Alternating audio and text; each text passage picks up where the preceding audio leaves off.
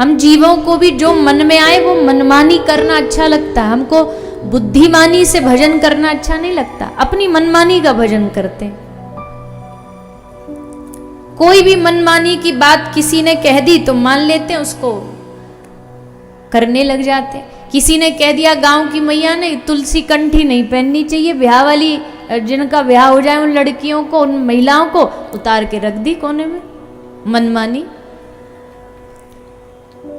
कहीं भी देखा नहीं, कहीं भी पढ़ा नहीं, कहीं भी बुद्धि लगाई नहीं और बस मनमानी करने लग गए।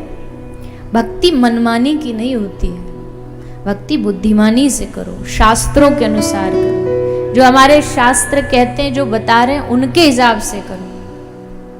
आजकल देखो, बुरा नहीं मानिएगा, पर आजकल देखने में देखा जाए तो हम आप सब तो बहुत बड़ी बड़ी उम्र के लोग बैठे हो, पर मैं अपनी बात करूं 10 साल 15 साल पहले की बात करें तो इतना कभी भी लोगों में भक्ति नहीं जागी, इतनी उमड़ी जितनी आज उमड़ रही है। और इसका प्रमाण देख लो, किसी तीर्थ में चले जाओ, पैर रखने की जगह नहीं है, कहीं चले जाओ दुनिया में, कथाओं में चले जाओ, यहां भी हजारों हजारों की संख्या में लोग आ रहे हैं। तो भक्ति तो भाई बहुत बढ़ रही है, वो बढ़ तो रही है, पर मनमानी वालों की ज्यादा बढ़ रही है। जो सचमुच भक्ति नहीं उसको भक्ति समझ रहे हैं, अंधविश्वास को धर्म समझ रहे हैं, अंधविश्वास को धर्म समझ समझ करके सोच रहे हम धार्मिक है, पर ऐसा नहीं है। इसलिए कोई बुरा माने चाहे भला माने, पर हम तो एक बात कहते भैया, मनमानी भक्ति मत करो। आज मनाया, ये मंत्र जप लिया, कल मनाया, रे नहीं अच्छा नहीं लग रहा, दूसरा वाला जपेंगे। कहीं किसी कथा में गए, अब हर कथावाच कुछ ना कुछ अपना बता ही देता है। कोई कहेगा शंकर जी का करो, कोई कहेगा राम जी का करो, कोई कहेगा कृष्ण जी का करो। अब जहां से जैसे मिल जाता घर आके फिर वही चालू हो जाते, आज ये मंत्र, कल वो मंत्र, परसों वो मंत्र, भगवान बदलते रहते हैं अपने, रोज भगवान बदलते हैं। सोमवार को शंकर जी आ जाते हैं, मंगल को वो शिफ्ट हो जाते हैं तो हनुमान जी आ जाते हैं, और शनिवार पहुंचते पहुंचते तक सबको हटा के शनि देवता डेरा डाल लेते।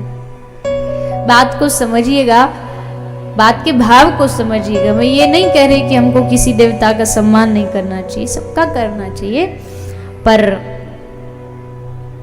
मन में इष्ट तो एक ही होता है ना, आराध्य तो एक ही होता है, 10 थोड़ी होते हैं।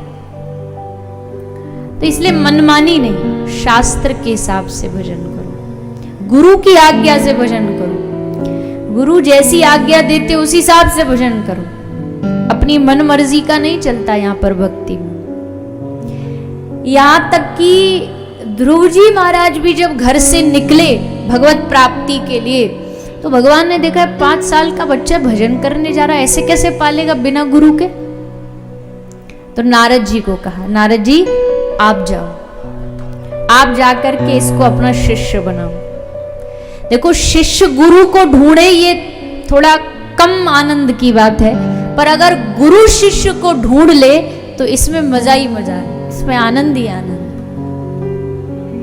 गुरु शिष्य को, और गुरु ढूंढता है, ऐसा नहीं है, गुरु शिष्य को ढूंढता है, गुरु शिष्य को पहचान लेता है। जब पहली बार स्वामी विवेकानंद रामकृष्ण परमहंस के दरवाजे गए तो बिना जाने बिना पहचाने स्वामी रामकृष्ण परमहंस ने विवेकानंद को कहा कि नरेंद्र तू आ गया। स्वामी विवेकानंद सोचते रह गए, ये नाम इस बाबा को कैसे पता लगा। परीक्षा लेने आए थे, पर जैसे उन्होंने नरेंद्र कह के बोला, इनको कहां से मेरा नाम पता पड़ा।